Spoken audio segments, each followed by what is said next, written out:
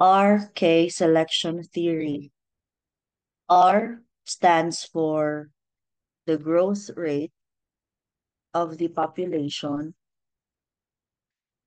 and the K stands for the carrying capacity.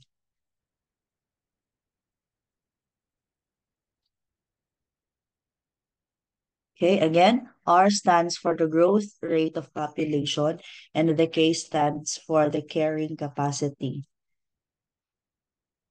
In this theory, those along the R line or the R continuum are in the rapidly reproducing category. In short, ito yung mga tao na ang gusto lang is mag-reproduce ng offspring. They care little of their offspring and reproduce as many times as possible to ensure their legacy's survival. So gusto lang nila dumami ng dumami pero wala silang emotional attachments towards their children or wala silang pake sa magiging offsprings nila.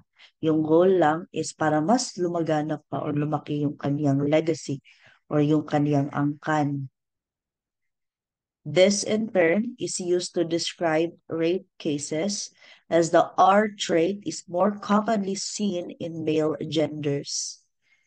Kaya daw mas maraming lalaki yung nakakakomit ng crime kasi innate sa kanila yung tinatawag na R trait na yung gusto lang is to produce more children but not to care for what they have produced. At the end of the spectrum is the K organism. So sino-sino yung mga nasa K spectrum or K continuum? Ito yung mga babae, the females. The females in the K spectrum reproduce slowly and place great responsibility and care in their offspring. So innate sa mga mother, sa mga babae na kapag nag-anak sila, they will really take care of their kids. Kaya mas tinataasan ng kilay yung mga babaeng nangiiwan ng mga anak kasi genetically, biologically, nasa trait ng females na sila talaga yung mag-alaga ng kanilang mga anak. That's already the status quo.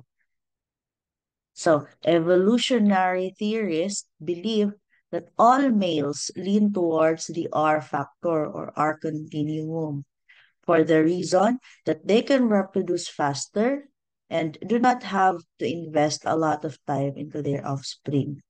So, isang patok lang, nakakapag-reproduce na sila.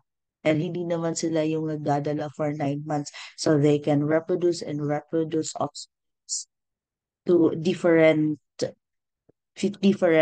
mates or different females.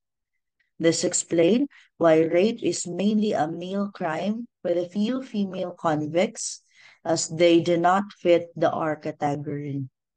Kaya hindi daw masyadong marami yung mga female convicts na nakakakomit ng rape kasi nga nabilong tayo sa K continuum or K category.